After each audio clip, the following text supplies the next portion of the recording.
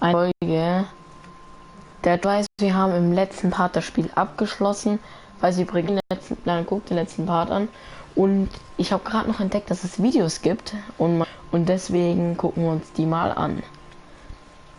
Und wir fangen an mit Kurzfilm Kara 2013. Also das wird tatsächlich schon entwickelt seit 2013.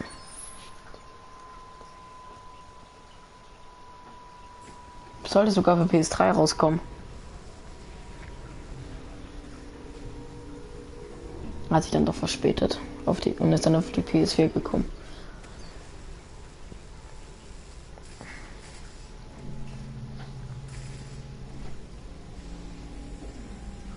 Kara.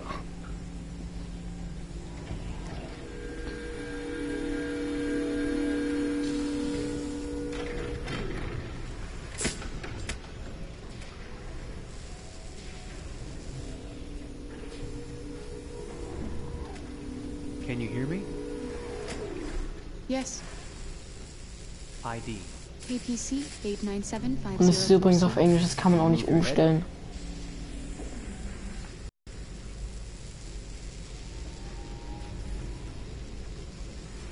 Cervical and optical animation checked. Now give me your initialization text. Hello. I'm the third generation AX400 android.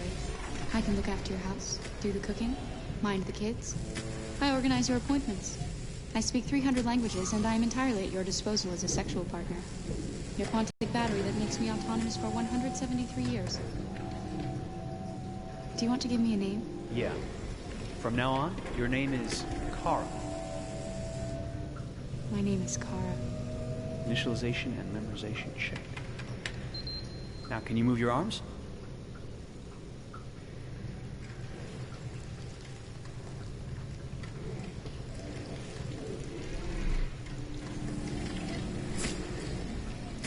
Upper limb connection checked. Now say something in German. Ich bin ein AX400 Android dritter Generation, erschaffen als Ihr persönlicher Assistent und intimer Beziehungspartner. Say it in French. Je suis un Android de troisième génération AX400, conçu pour être... Hier wird vielleicht noch für alle Sprachen erklärt, die nicht Englisch können. Now sing something in Japanese.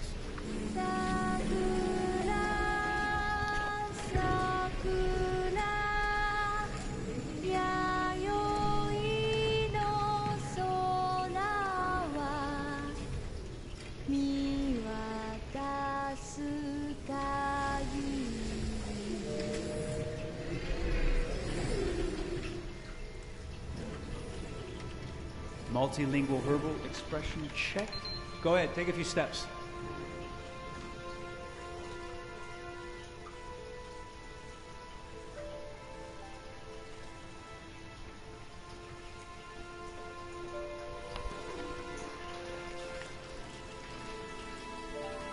Ich dachte mir einfach noch, die Extras kann ich euch doch auch noch zeigen. Great, you're ready for work, honey.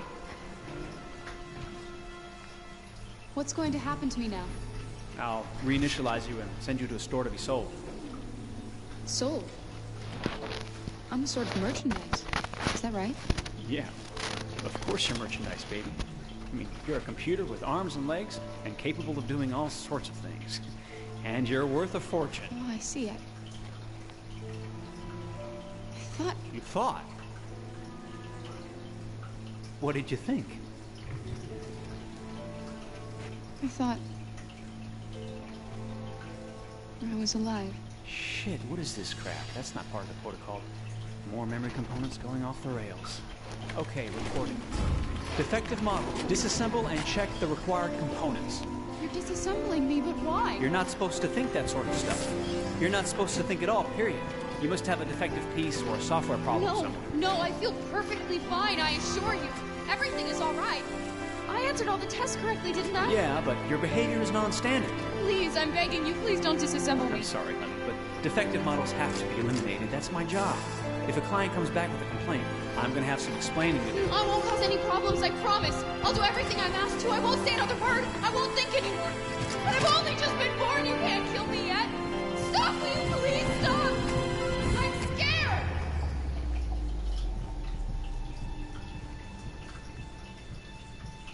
I want to live. Begging you.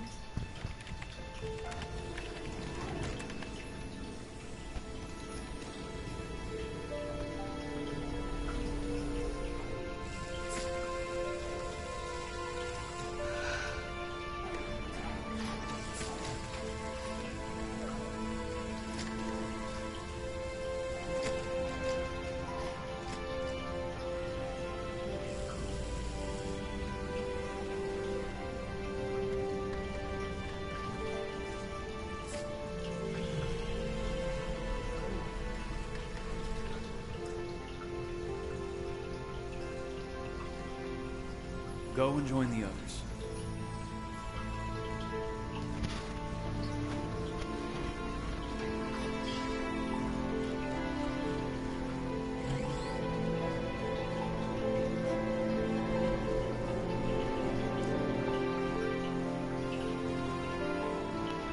Stay in line, okay?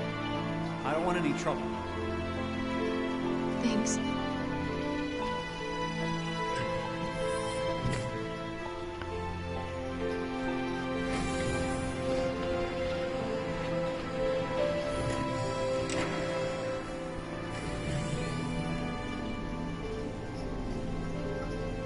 My God.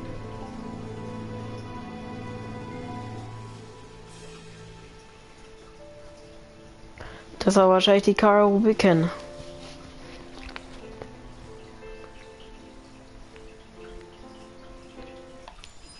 Das war der erste Kurzfilm und jetzt der erste Teaser 2015.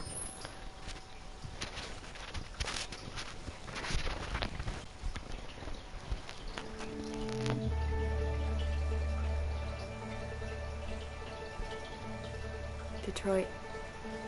This is where it all began. The world's forge. The place where it all started. And it will all end. One error, and I came to life. I stepped out of the darkness, and I opened my eyes. First there was the fear, the light, the noise, the cold, and the fear again.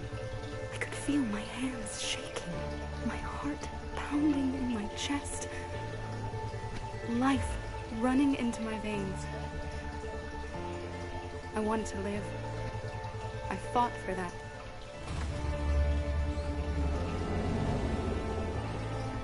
I had to find out what was outside. I had to see daylight, feel sunshine on my skin, wind on my face, to see the world, the colors, the smells.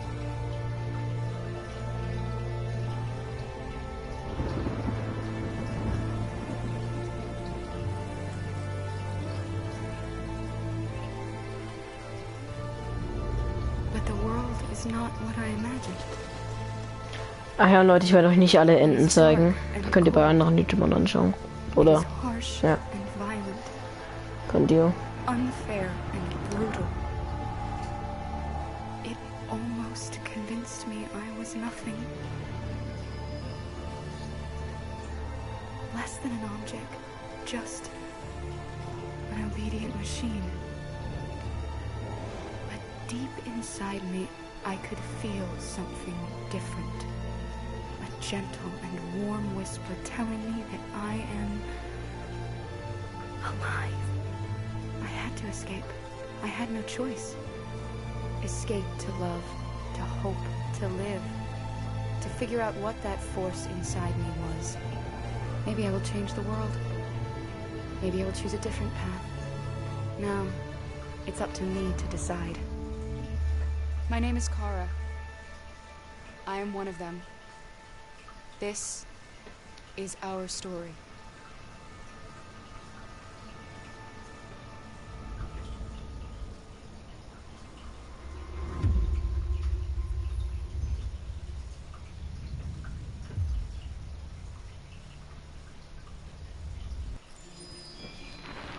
Entdecke Detroit.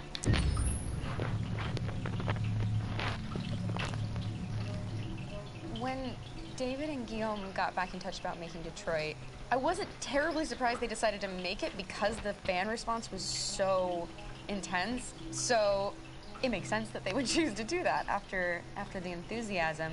It was a challenge, and it was just an interesting thing to get my head around how to approach this character now as a different, much older person, and whether or not she had changed. And I'm very happy to say that with Detroit, I've had the opportunity to see Kara grow so much more than I ever expected. You do the housework, the washing, you cook the meals, and you take care of... God damn it, what the fuck's that on now? Alice! Alice! I mean, she starts out essentially how she does in Kara in a very, not robotic, but, you know, android, other way. And getting to take this journey where she becomes more and more human as it goes on. You know, and as an actor, that's a wonderful exploration in every way, whether it's how she sits, her posture, how her voice changes, how emotions change, and how much emotion is based on things like empathy and social experience. And so having, you know, as much material as I got with David to have this huge, nuanced arc was really incredible. Why couldn't we just be happy? This experience has been quite different than the experiences I've had shooting film, TV, or doing theater work. I have 83 dots on my face and a really, really flattering black wetsuit type thing. And you're jumping around with props, and it's kind of like being a 10-year-old imaginative kid, which is fun. There's 80 cameras around us. It's already lit.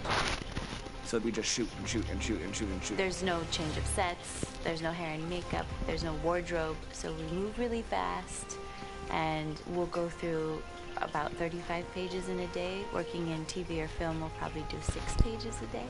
It's kind of acting boot camp. It's like working out constantly. I mean, you're doing this thing, and then you got to do something that's completely other back to back to back. And so that kind of process of working is very challenging, but it's also very exciting because you just have to keep coming up with new ideas. And your head goes all over the place because you're trying to keep track of basically 4 different storylines for each different response. You shot that girl, for fuck's sake. It was a machine that looked like a girl. Yeah, I know what I should have done. I just told you I couldn't. All right, I'm sorry. The fact that David Cage is telling, like, many stories interwoven from beginning to end is super complicated and super impressive, and I have no idea how he keeps it all in his head. He's not just the writer or the director who's seeing this from the outside eye. He's also thinking about the player walking through this space. You know, only somebody who really, really loves not the work, but, like, these characters and these stories and cares about doing something meaningful would invest that much in it. And it's always inspiring to work with somebody who cares that much. My experience with motion capture is this one.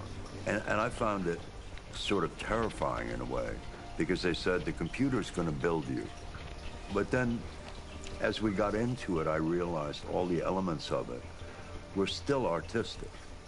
I just dipped into a really brilliant setup here. I've never seen anything like it. And this won't turn me into a product because I was playing a character.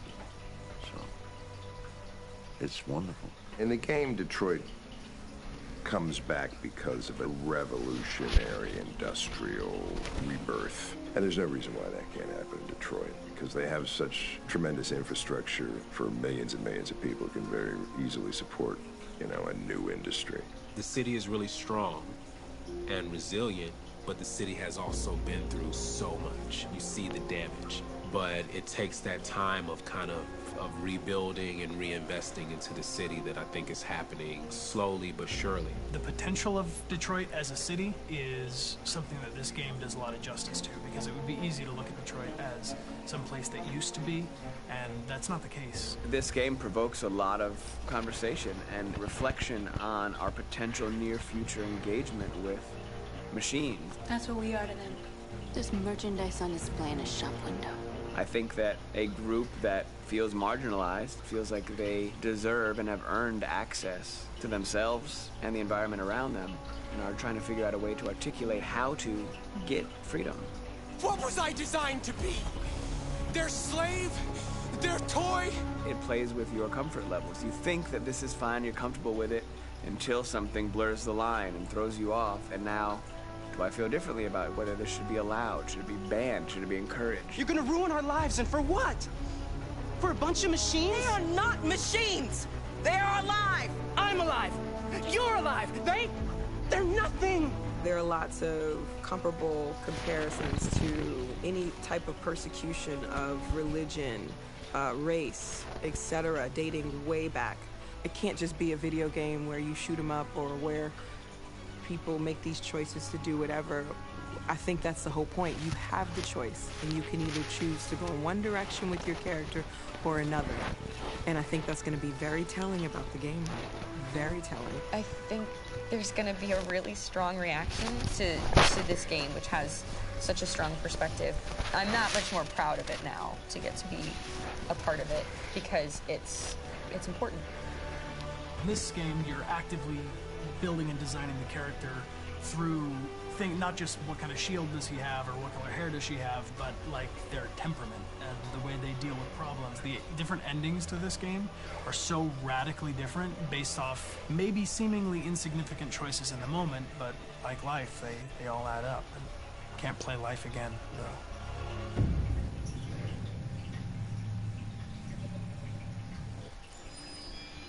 Alter, schon krass. Ich hätte nicht gedacht, dass man die verkacken kann.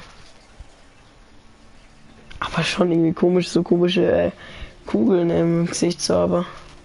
Aber machen wir weiter mit Triff, Kara, Marcus und Connor.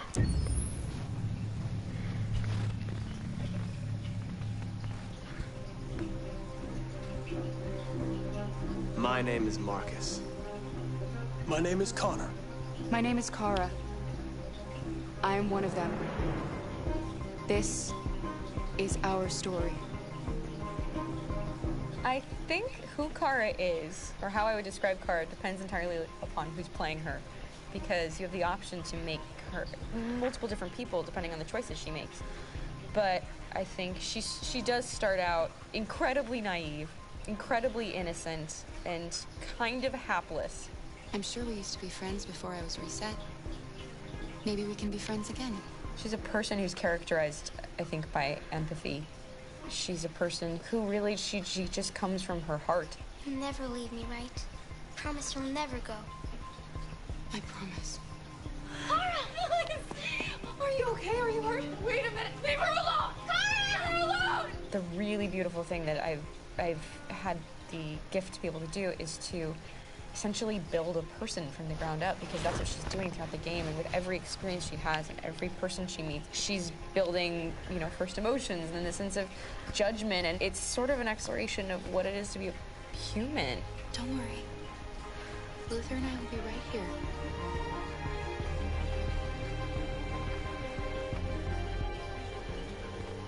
David and the creators have painted a really intriguing and engaging picture of a near future where we rely upon androids for a lot of our service class business, the class that serves us, that helps us, that handles our baristas and our drivers and our housemaids. And what is humanity, where we tap into it, how and why we treat each other the way that we do.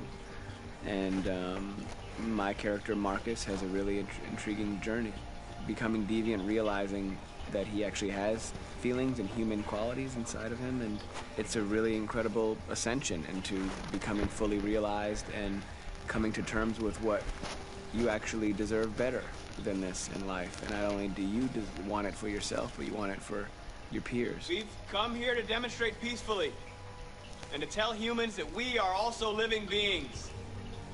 All we want is to live free. You know what? This thing, Dad, is not your son. It's a fucking machine! I think that a group that feels marginalized, feels disenfranchised, feels like they deserve and have earned access to themselves and the environment around them, and are trying to figure out a way to articulate how to get freedom. Connor is analytical.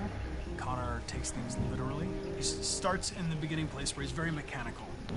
He feels nothing inside, of course, and it's all just a system, a protocol that he is executing to get whatever he wants to have, which is help humans stop deviants and to find the link between deviant androids. You were designed to serve humans, not kill them. What was I designed to be? Their slave? Their toy? Just say, I killed him. Is it that hard to say? Stop it! Stop! But of course, over the course of the story, and depending on the player's choices, Connor can grow in many different ways. He can deviate from that procedure or not. Moment of truth, Hank. Am I a living being? Or just a machine?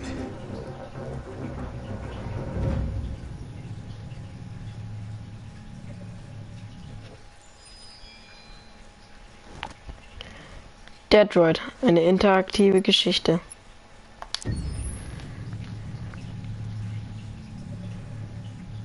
Game after game, we try to challenge ourselves. For Detroit, we wanted to, first of all, to write a story that would be incredibly bending, which means the most non-linear story that we've ever created.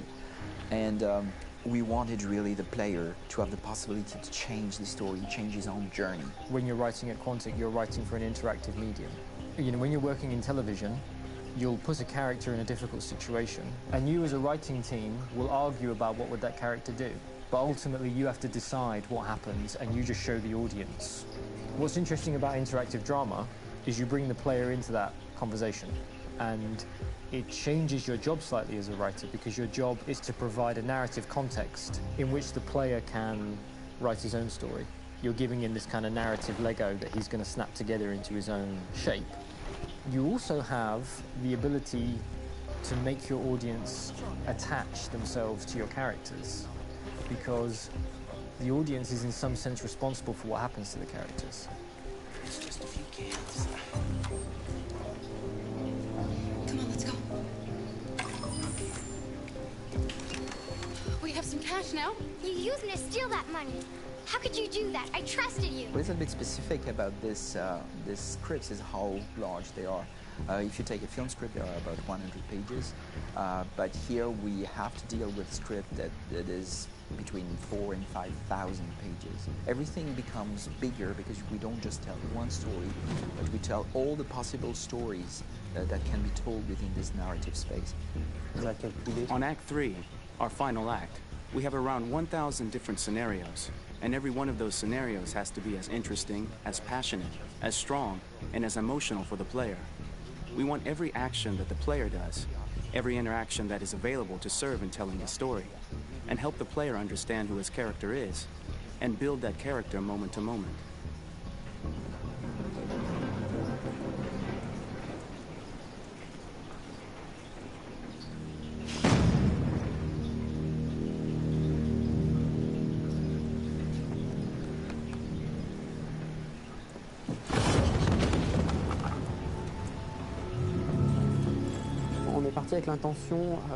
We started with the intention pretty early on that we would never lie to the player. So we implemented a visible tree structure in the game that players can consult during a scene or at the end of it, which shows exactly what they did and what they missed. There are games out there offering world exploration. We offer narrative exploration.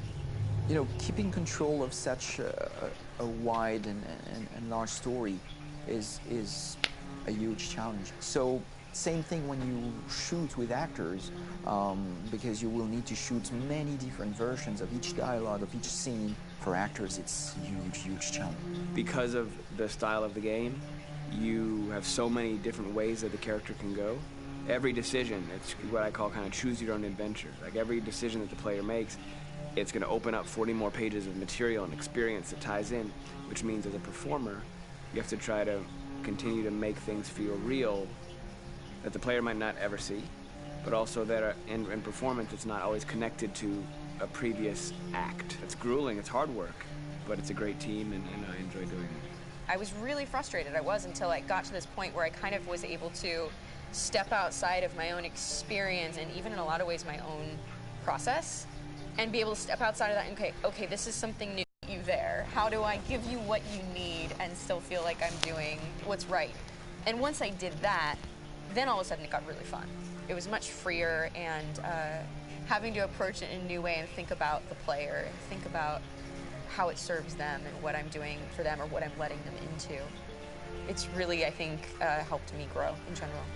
Remember, there's nothing on the left. That's a wall, so it's probably all there. And then make her come first, close. But I think you would go first to check that it's safe. Okay, sure.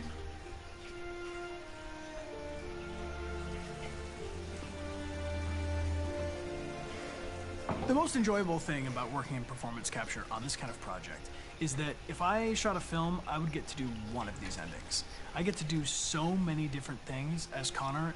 Your head goes all over the place because you're trying to keep track of basically 4 different storylines for each different response. What's the name of my dog? Buddy? Scout.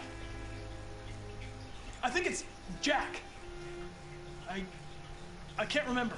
So I worked with physicality a lot because it was a good way to anchor myself in these different rings of the tree as the story grows out. I know where that is physically in my body, and then I can switch more continually on set, and it'll be entirely up to the player to determine what order those things come out and what they look like from a distance. Like if you're playing through it, the culmination of all of that will be their version of Connor. I'm faster than you, and I don't feel pain. You don't stand a chance against me. Listen, asshole. If it was up to me, I'd throw the lot of you in a dumpster and light a match to it. Tourner les scènes d'action à... Shooting action scenes at Quantic Dream is a real challenge, because these are scenes where the storytelling has to continue. It's not an action scene just to have a dose of adrenaline. The stunts have huge consequences on the rest of the story. It's really a moment where we implicate the player and tell him that the choices he makes during an action scene will have a direct impact on the evolution of his story. Mon plus grand défi sur Détroit aurait... My biggest challenge on Detroit has been managing the large number of animations that we received from motion capture. Detroit features more than 37,000 animations, which is a huge amount to handle on a daily basis. Donc il faut prendre conscience que... You have to realize that the player, in his first playthrough, will miss certain scenes. This also means that we had to think of, conceive, and produce all the potential story paths. The characters' costumes, the places, day or night, the weather. Did the character get shot in the shoulder? Did he get injured? All this consistency forced us to produce a lot of graphic assets in order to, quite simply, allow the player to have true continuity throughout the story. Honestly, we were even surprised by the challenges that come with such a big tree structure. And we did our best to guarantee quality across all the game and make sure that whatever path you choose within this narrative space, you will have an equally good experience.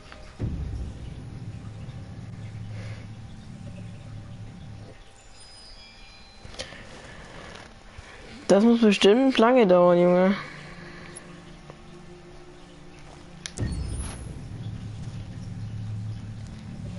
Detroit Become Human was produced over a period of 4 years. Here in Paris, we have a team of about 180 people. And to that, we need to add also all the outsourcing with our partners in the Philippines, in China, Vietnam, and in India. So when we started working on this story, I had to imagine where Kara was built.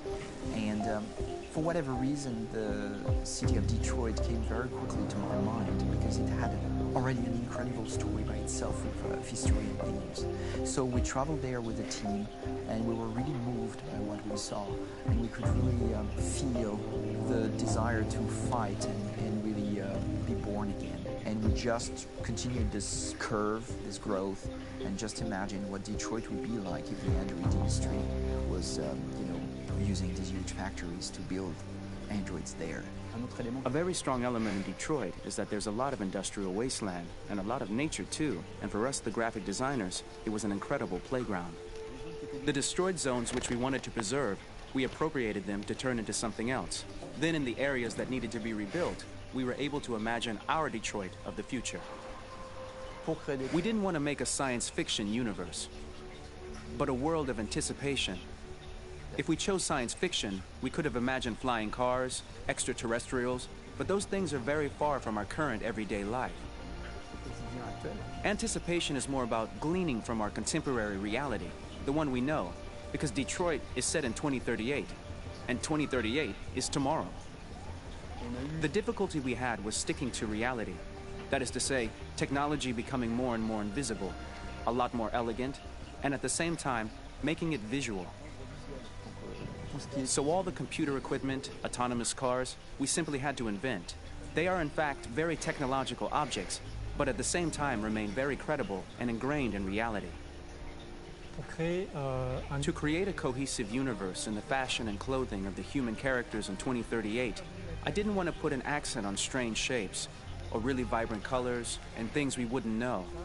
That I wanted to keep for the androids.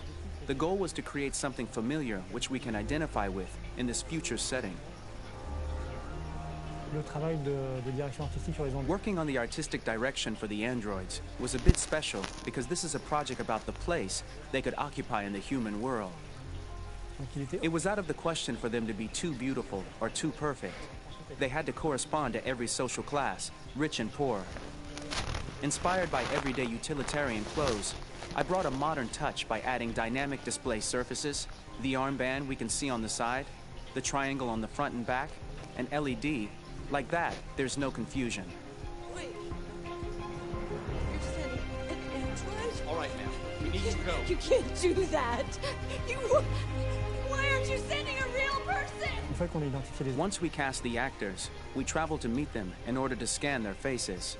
We record the structure of their face with the scan. And we record the colors and patches of skin with photography. Once we have this information, we will use this as a basis for modeling and creating the characters. The artist will make it more realistic, but will also enrich it. He will propose ideas which we will develop together. Finally, we will have a character with character who corresponds to the project and the world. When the actors come to Quantic Dream, we show them the design, what their image will be, and what they will look like in the game. This extra information gives them another dimension and color to connect with emotionally. It helps them think about how to play their character. Your mission. That's all you care about, huh? You should consult a professional who can help you. Beat it! You hear me? Get the hell out of here! So there are 3 types of shoots at Quantic Dream. Shooting and performance capture, where you capture the whole actor, his voice, his face, and his body. These shoots are obviously done with American actors because the game's original version is in American English. After that, there are the body-only shoots, representing around 250 days of filming, while the performance capture is 100 days of filming. Now, body-only shoots, there are 2 types. There are the action shoots and the technical shoots, which are mokit shoots. Mokit is when the player controls a character on the screen, and he moves in an environment to explore it. This is of particular importance at Quantic Dream, and therefore we shoot a lot to offer a unique context for each scene and each character. To prepare a motion capture shoot, we first get together to look at the sets we need, the animations that we want to shoot, which ones need to be grouped together, or which ones need to be cut and shot at another time, so that we get the most out of the shooting day. This often means shooting scenes out of order, especially those with big props or accessories, like a big car, for example. So we shoot all the animations related to that particular prop first.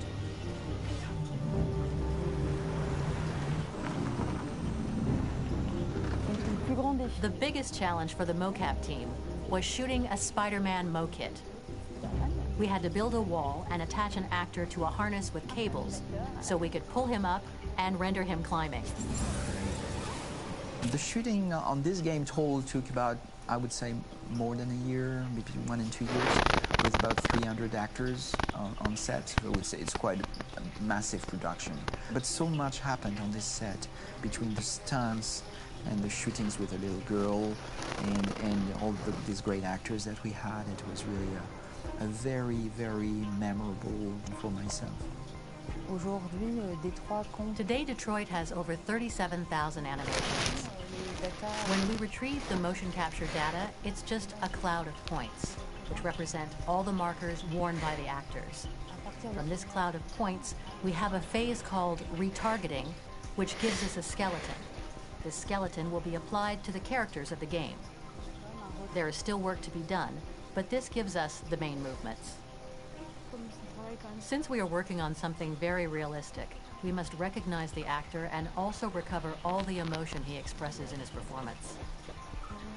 We use a system of facts, an identity card for each actor. We make the actor do a whole range of facial expressions. Then we recover all the expressions and paste the animations on a puppet that Jan has prepared. I then recover and refine these poses. I might stretch the lip, reinflate a cheek, tiny details that make the finished product really capture the actor. Because of the nature of our mocap system today, when we receive the animations, we're missing eye movements, and so the character has that dead look. He really has no eyes, so then it's a big part of the work for the animators to find the regard of the actor in relation to his position, in relation to the body, etc. It was crazy when I saw the newest model for Kara, because they've been working on it, and this was the first time I literally jumped in my seat. It not only looked so much like me, it was the fact that it looked so lifelike. It wasn't that it looked just like it was a camera, it was something else, you know, but it looked alive. It's exciting, and it's kind of terrifying.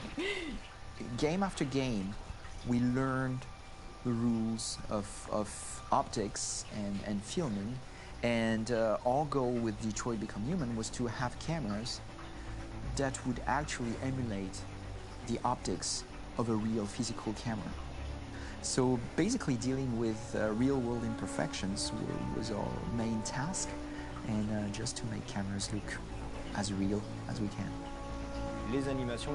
Once the animations are shot and processed by the animation department, integrated and polished, we film them. That is to say, we really do a mise en scène, as in cinema. The real difficulty of our job is to know if these cameras are telling us something. Are they in the emotion of the scene? Do they describe exactly what the action must convey, what must be felt? The most important challenge for me was one of the final scenes where Marcus decides to start the revolution and go to the battlefield. Very quickly, we imagined this to be a huge sequence shot. We wanted the feeling of a cameraman running behind us, while showing Marcus, the androids who help him, the person shooting at us, etc. Above all, it was necessary to say to oneself, this scene is very violent but does not glorify war. On the contrary, that war is something improbable and absurd. It was really a fun challenge. The idea was to say we have 3 characters. We would like each of them to have a specific cinematography. We wanted Kara to be much more filmed with some kind of handheld camera, to have something very living, very breathing. For Connor, we wanted something very cold and very perfect. And for Marcus, we wanted something epic and spectacular. So it was about the filming, but it was also about the photography. So we worked with a director of photography to give each character a different lighting, different key colors. Each of them would have their own worlds. And finally, we worked with the composers, so they would create a specific sound for each character, so each would have his own world and his own style.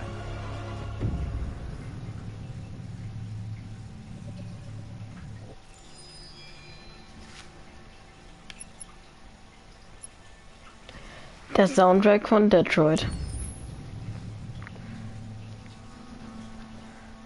For the soundtrack of the game, we tried to be very close to what is done in film. We were constantly asking at each place in the game, why are we putting music here? What is it going to say? So we focused the music on bringing emotion, which is interactive, and supports the character's art. I'm sorry, honey. I'm sorry. I'm sorry. You know I love you, don't you? You know I love you.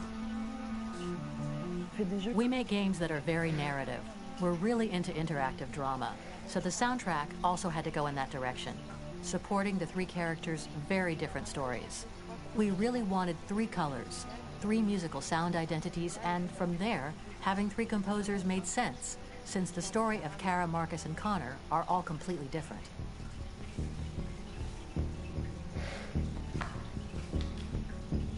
You recognize him?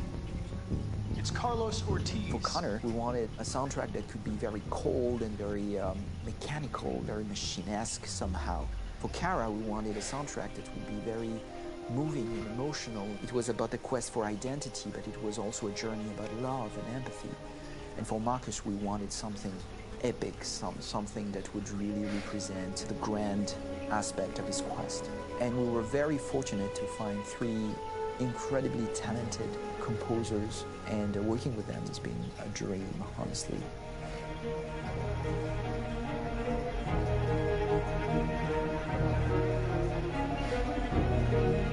name's Philip Shepherd, and I'm a composer and a cellist and producer. And today we're at Abbey Road Studio One, which is my favourite studio in the world. And today we're recording the soundtrack for Kara from Become Human.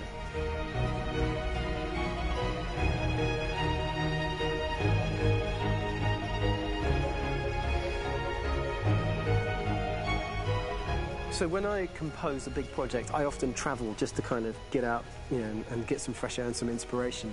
And I go hiking and traveling in Montana a lot. I had a log fire in the room that I was staying in, and the flames were kind of making absolutely direct music. And it became the basis for Kara's theme, and it sounds something like this.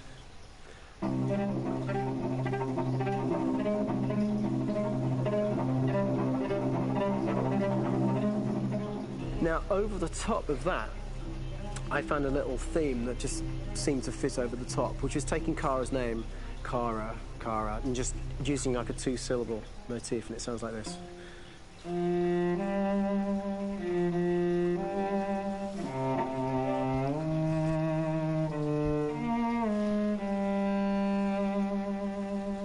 going to pull through this, Alice. As long as we're together, nothing can hurt us.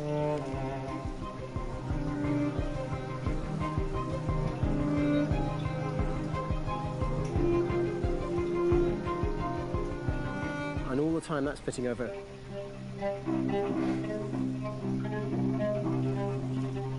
So it kind of works in lots of levels, and in fact every single theme in the score has one of those elements built into it, and it becomes sort of the DNA of every single tune.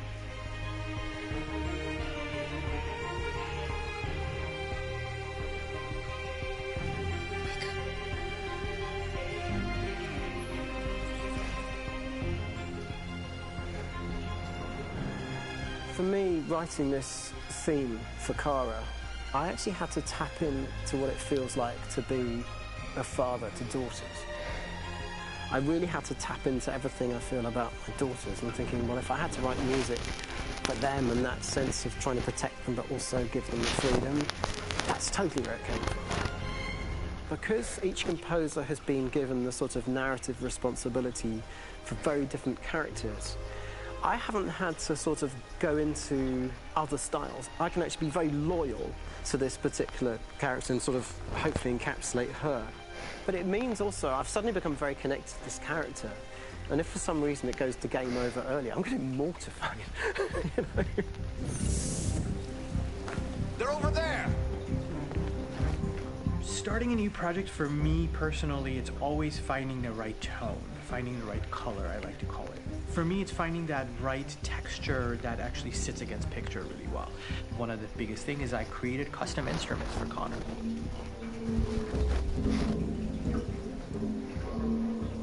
I pulled out all my vintage synthesizers to be able to capture this robotic person, if you will. My approach to all of these custom instruments is that I hear the sound in my head. And either I could just come into the piano and just be like, all right, so I'm gonna just get on the computer and just create it. I rather be able to play these instruments physically.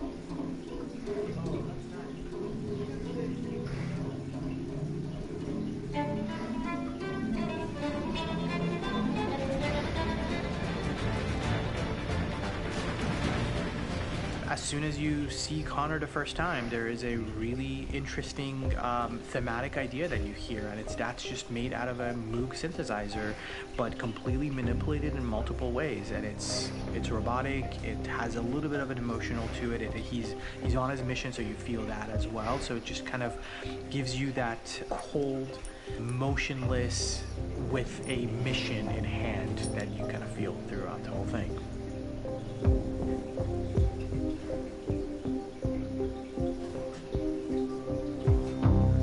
Because the music evolved, one of the things that I was very weary and I was very kind of focused on was the way that the music has to evolve.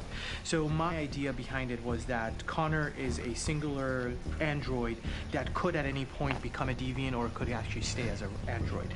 So I created a more or less a Connor theme, and then I was able to just manipulate it in different aspects of it. Is everything okay, Lieutenant? Chris was on patrol last night. was attacked by a bunch of deviants. I'm a human being writing for a robot, and throughout Connor's journey, he meets someone, he meets a partner. So how do you deal with a robot feeling? And I've met a partner that I'm gonna work with, a dead body. Does this robot have an imagination? Does this robot have a feeling? And if yes, how do you translate that into non-emotional music? So basically at any point I was just like, I can't do this, and then I just do it. Property was damaged and fires continued to rage in several major districts across the city. Some people are asking, have androids become a threat to our security? When I first started really digging in on Marcus, the one thing that I really try to capture was the transformation process. You know, Marcus is this android that evolves over the course of the game and really goes from kind of figuring out that he's more than just an android. You know, he's starting to develop kind of a human soul in a way. Try to imagine something that doesn't exist, something you've never seen. Now concentrate on how it makes you feel and let your hand drift across the canvas. The other side of Marcus that I really latched onto was that he almost became a savior for a lot of the other androids in the game. So when I started developing the theme for Marcus, I really made it like a church hymn.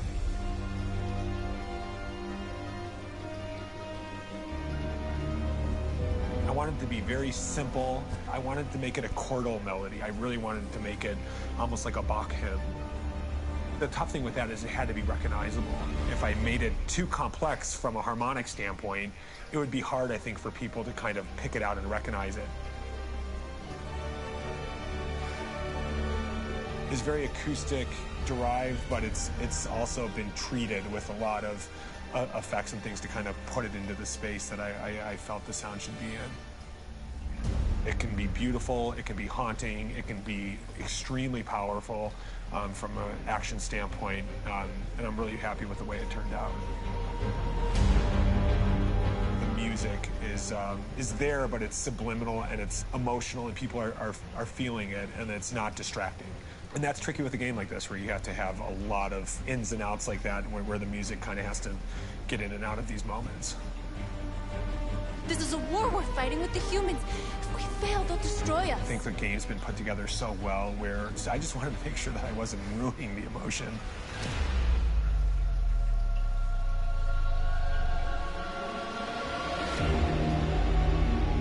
I gotta be honest, when we first started on this path, I said, oh man, this could be pretty messy, you know? I mean, it could feel disconnected, but I mean, it's amazing how they really guided us and got us to really kind of all be in the same world, but at the same time feeling completely different. So it's really gonna stand out and kind of be one of those games where people are really gonna notice the music and kind of how it was crafted, and, you know, and all the hard work that went into being able to pull it off in a graceful way.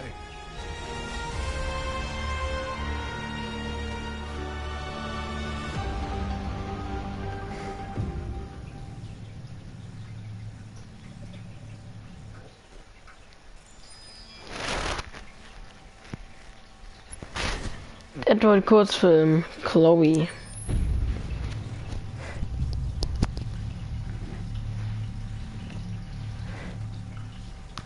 For starters, what should I call you? I'm Chloe. And you, what's your name? Oh, John. My name is John. Delighted to meet you, John.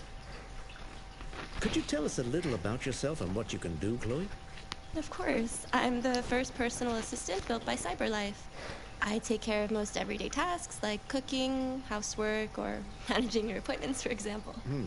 And I understand you're the first android to have passed the Turing test. Could you tell us a little more about that?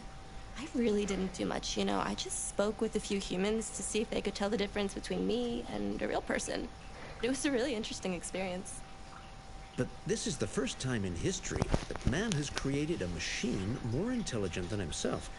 I gather your brain can perform several billion operations per second, is that right? Absolutely, but I only exist thanks to the intelligence of the humans who designed me. And, you know, they have something I could never have. Really? And what's that? A soul.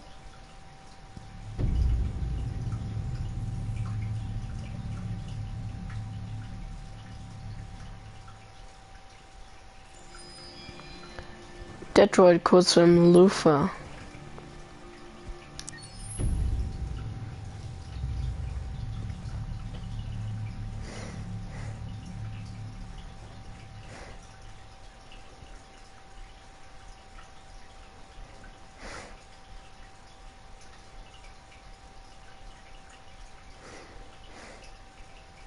Hold on, just a little while longer.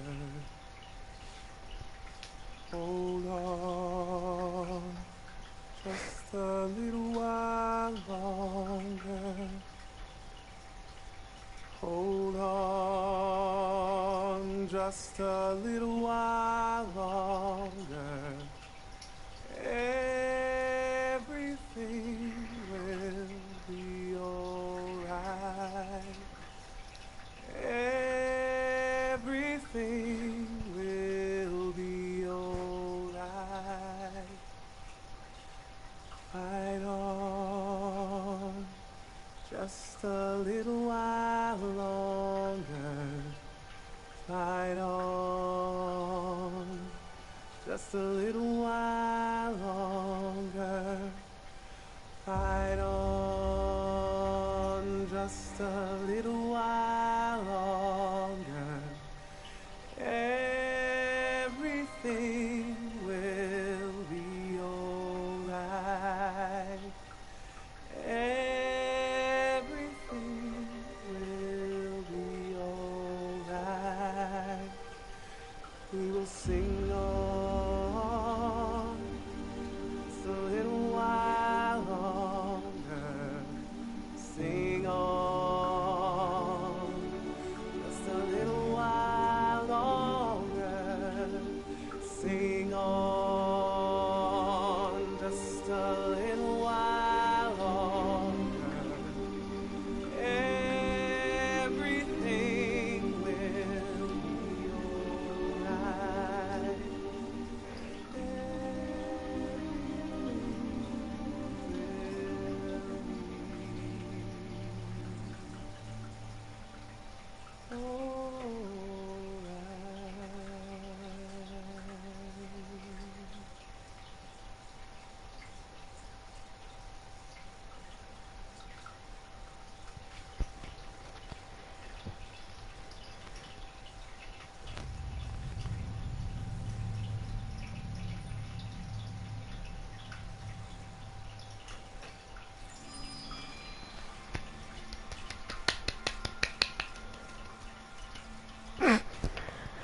Okay, machen wir weiter.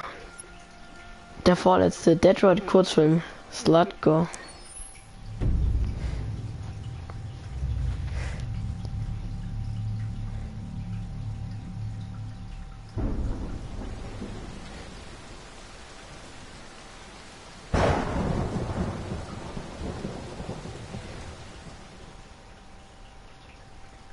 Rock-a-bye baby in the treetop. When the wind blows, the cradle will rock. When the bough breaks, the cradle will fall.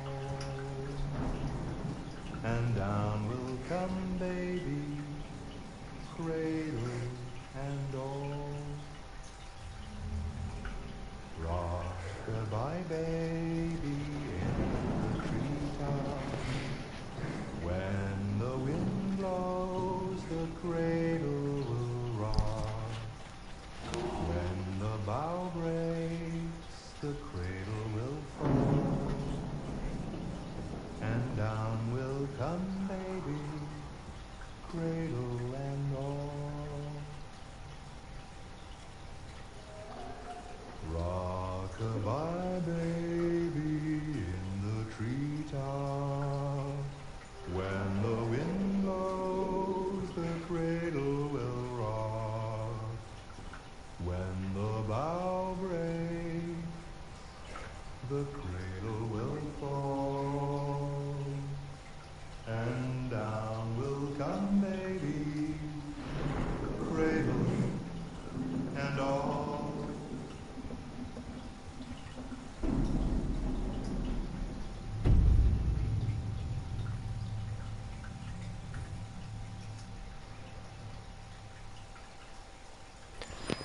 Da merkt man schon, was für ein verstörter Wichser er ist. Der tut Kurzfilm Kamski.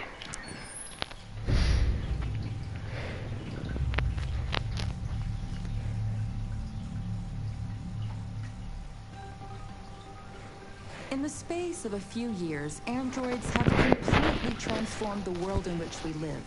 By letting androids into our homes and factories, the CyberLife company has made them everyday technology. The founder of CyberLife, Elijah Kamsky, is a very discreet man. Despite being the CEO of the highest valued company in the world and being voted Man of the Year by Century Magazine, he remains a mystery for most people. That's why we at KNC are so excited to be here as CyberLife opens its doors for the first time. Elijah Kamsky, could you please tell us where we are? Certainly, and welcome. We're currently in CyberLife's production center in Detroit, where all models are designed and manufactured. More than 10,000 androids come off the production line every day. Fascinating. Could you tell us what your goal was when you founded CyberLife? Well, I simply wanted to use technology to carry out all of our most annoying and repetitive tasks, so we'd have more time to enjoy life. I imagine you must have faced many challenges. Yes, there were technical challenges, but the hardest thing was to design an object that we would want to welcome into our homes. We had to imagine a machine in our own image that resembles us in every way, that moves, breathes, blinks like us, but yet is smarter and more capable than any human being. Let me show you around. We're here in production unit 4. Could you explain in a few words how the androids are made? Sure, yeah, it's very simple. We use machines to manufacture machines. The removable parts are assembled on a production line, and then we apply a synthetic skin to the whole body. A human operator checks the cognitive abilities with a pre-established protocol, and finally, the android is conditioned and sent out throughout the country. Here's the result. Say something. Hello. I am a RZ400 model. How can I be of service? You can go now.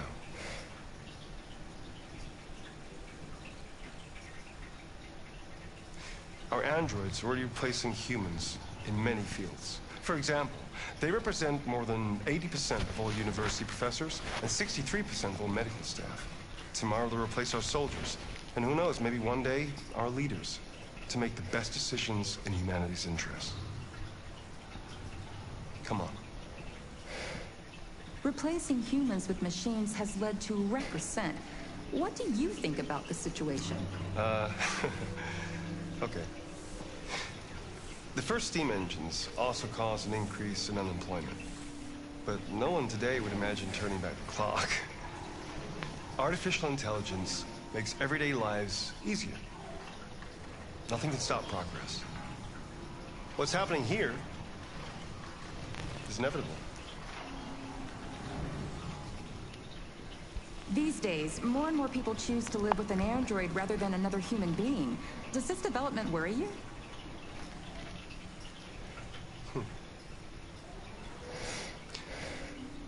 Everything's much easier with an android.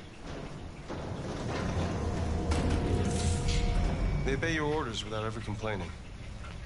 They can cook, discuss philosophy with you, have intimate relationships according to your desires. They never say no. Obviously, they are the perfect partner. Everyone deserves happiness. Why deprive yourself of so-called moral reasons when a machine can make you happy? Many science fiction books tell the story of how machines become more intelligent than us and end up confronting us. Aren't you worried about that possibility? I understand the irrational fears about artificial intelligence, but I assure you that will never happen with the CyberLife android. They're designed to obey humans. They're machines. They can't ever develop any sort of desires or a form of consciousness. Are you sure? I'm absolutely certain. You can trust me.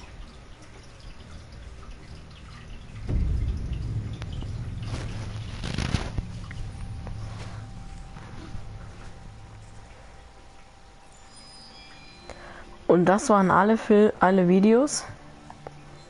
Wir gucken uns aber jetzt noch ein bisschen in den Extras um. Mal Artwork an.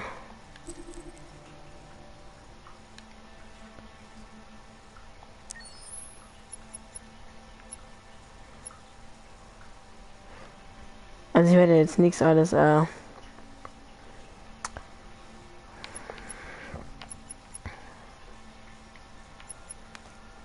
also das sind einfach nur Artworks von Ingame-Shots.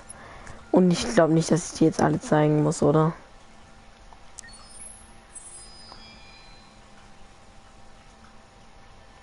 Das sind einfach nur sowas.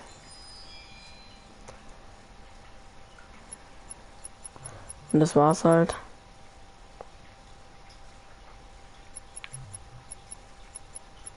Ja, da weißt du was, ich zeige euch die immer dann noch kurz, warte. Ich kaufe die mal kurz alles.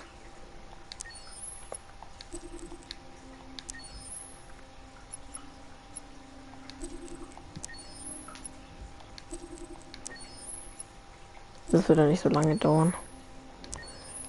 Nein, das wollte ich gerade gar nicht, warte.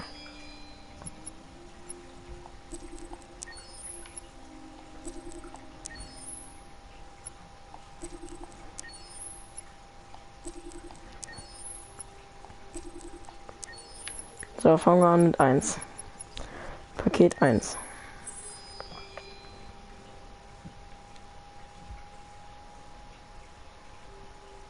Wenn ihr die nochmal anschauen wollt, dann drückt einfach auf Pause.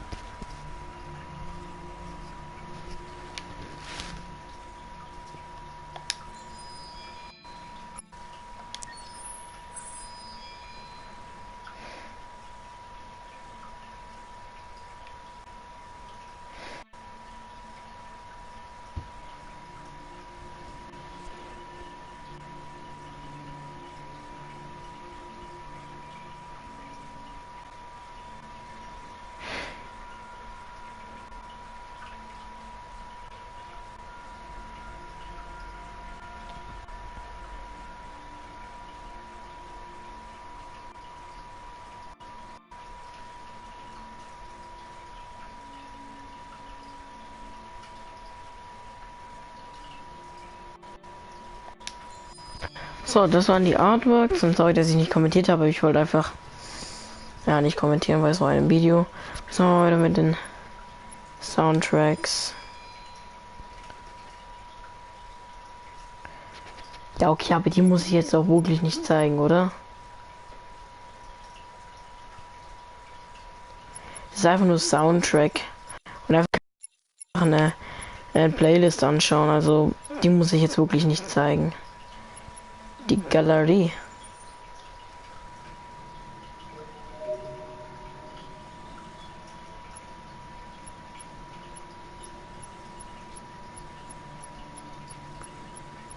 Achso, das sind jetzt nur die Charaktere. Also in den verschiedenen Designs.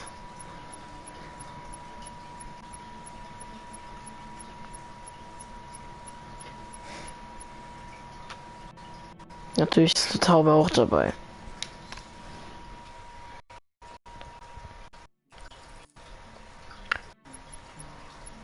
Magazine. Ah, das sind die Magazine, wo man gefunden hat oder halt gelesen. Extra 46 Stück von. Okay. Was ist Ihr Lieblingscharakter in Detroit? Ich würde tatsächlich sagen Connor. Gab es einen Moment in Detroit, der Sie ganz besonders berührt hat? Oft. Was war Ihre härteste Entscheidung in Detroit? Mit Kara Alice Identität akzeptieren, mit Marcus friedlich oder gewalttätig sein, mit Connor entscheiden, Chloe zu erschießen. Ich habe ja Chloe gar nicht erschossen. Ich glaube das.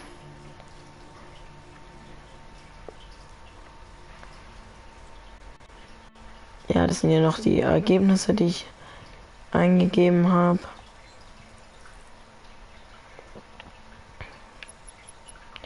Ja, und ich glaube, das war es auch schon mit dem Let's Play zu Detroit Become Human. Vielleicht mache ich auch noch ein anderes Let's Play, aber ich kann es nicht versprechen. Oder auch nicht mit Heavy Rain. Weil ich meine, ich habe die eigentlich schon Let's Play und ich weiß nicht, ob es wirklich nötig ist, das dann nochmal zu Let's Playen, aber vielleicht, wenn ich mal Lust habe oder mir nichts einfällt, mache ich das vielleicht. Also, ich hoffe, euch hat das ganze Let's Play zu Detroit Become Human gefallen und wir sehen uns beim nächsten Let's Play. Ach ja, und bevor ich es vergesse, morgen, wenn ich es nicht vergesse, bringe ich ein Video zu den Extras aus Heavy Rain raus, weil eigentlich hatte ich auch gar nicht vor, das zu Detroit zu machen, aber dann habe ich ja gesehen, ja okay, Extras, da gibt's Videos, mache ich mal ein Video dazu und dann darf ich doch auch nicht zu Heavy Rain vergessen. Also, ciao. Und ja, es gibt jetzt gleich viele, die dann vielleicht meinen, oder vielleicht auch gar keine, aber ich will es einfach nochmal erklären. Und zwar, es gibt ein DLC zu Heavy Rain. Ja, aber das gibt es allerdings nur zur PS3 und nicht zur PS4, warum auch immer. Also kann ich das nicht Let's Playen. Also, ja, also, ciao Leute und danke fürs Zuschauen. Wir sehen uns beim nächsten Mal.